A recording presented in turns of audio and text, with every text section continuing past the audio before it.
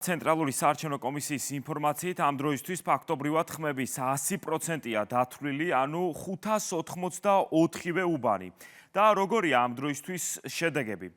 როგორც იცით, თბილისის მერობის არჩევნებში მერობის 9 კანდიდატი მონაწილეობდა, ამორჩევლობის რაოდენობა კი ერთიან სიაში მილიონზე მეტი იყო. აქტივობა 31% შეადგინა, რაც ნიშნავს იმას, რომ დაახლოებით 330,000 ადამიანმა მისცა ხმა სასურველ კანდიდატს.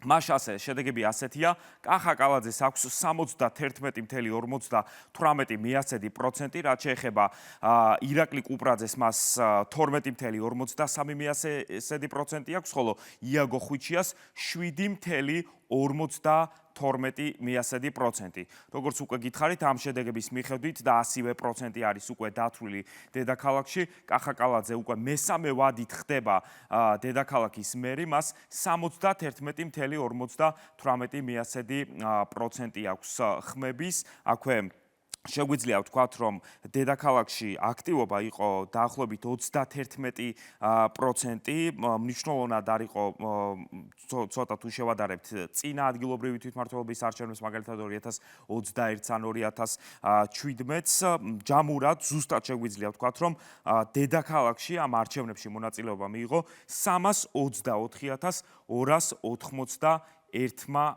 ადამიანმა. აი ასეთი არის დედაქალაქში შედეგები. ანუკა. მადლობა ავთო, ჩვენ ავთოს ბუნებრივია ისევ დავუბრუნდებით, ის 2 დღეა ვირტუალური სტუდიიდან გვაწვდის ინფორმაციას და გვიჩვენებს იმ შედეგებს, რომელიც მუდმივად ახლდებოდა აქამდე ცენტრალური საარჩევნო ადმინისტრაციის მხრიდან და სულ ცოტა ხნის წინ გაიმართა შემაჯამებელი ბრიფინგი, როგორც გითხარით.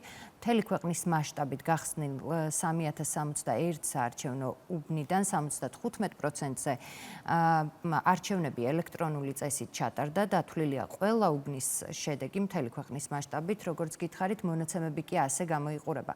ქართული ოცნება 81,68%, ლელო ძლიერი საქართველო 6,71%, კახარია საქართველოსთვის 3,68%, გირჩი 2,96% და კონსერვატორები საქართველოსთვის 2,71%.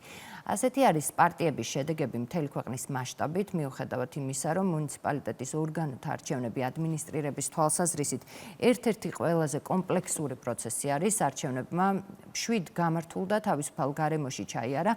ამაზე ისაუბრეს საერთაშორისო დამკვირვებლებმაც და საარჩევნო უბნების შემთხვევაში გამოყენებული იყო 3 ბიულეტინი, ხოლო მოდერნიზებულ უბნებზე გამოყენებული იყო სამსვეტად დაყოფილი 1 ბიულეტინი. ცოტა ხნის წინ მოვისმინეთ, როგორც გითხარით, საარჩევნო ადმინისტრაციიდან ბოლო შემაჯამებელი ბრიფინგი და 100% ხმების არის დათვლილი. ახლა კი ისევ უნდა დავუბრუნდეთ ავთო გვასალიას და ვირტუალურ სტუდიას, ნახოთ როგორი არის თბილისის გარდა 4 თვითმმართველ ქალაქში შედეგები, რომელსაც CSKO აქვეყნებს. ავთო, გისმენთ. დიახ, ანუკა, წინასწარი მონაცემებით ქართულმა ოცნებამ ადგილობრივი თვითმმართველობის არჩევნები ყველა რეგიონში მოიგო, მათ შორის თვითმმართველ ქალაქებში. თბილისის გარდა, როგორც ვიცით, 4 თვითმმართველი ქალაქი გვაქვს: რუსთავი, ქუთაისი, ფოთი და ბათუმი და ვნახოთ თითოეულ ქალაქში როგორი არის შედეგი. დავიწყოთ რუსთავით, სადაც ნინო ლაცაბიძეს, რუსთავის მოქმედ მერს და მომავალ მერს აქვს 91,92%. რუსთავის შემდეგ გადავინაცვლოთ კიდევ ერთ თვითმმართველ ქალაქში და ეს გახლავთ ქუთაისი, სადაც პროცენტები ასე არის განაწილებული. დავით ერემეიშვილს, ქართული ოცნების კანდიდატს მერობის აქვს 85,78%, ხოლო მის მთავარ კონკურენტს გახარიას პარტიიდან პაატა ზაქარიაშვილს აქვს 8,3%. აქვე გეტყვით ვიდრე შემდეგ ქალაქზე გადავალთ, რომ ქუთაისში სულ 152,929 ამომრჩეველი იყო რეგისტრირებული და 32%-მა მისცა ხმა მისთვის სასურველ მერს. რაც შეეხება ფოთს, ფოთში მხოლოდ ქართული ოცნების კანდიდატი იყრიდა კენჭს, ვინაიდან ოპოზიციას არ ყავდა აქ კანდიდატი. ბექა ვაჭარაძე გახდა ქალაქის მერი კვლავ მომდევნო ვადით 100%-იანი მაჩვენებელი არის ამ შედეგებზე. შემდეგი ქალაქი ეს გახლავთ ბათუმი, სადაც ასე გადანაწილდა პროცენტები ადგილობრივი თვითმმართველობის არჩევნებში 2025 წელს.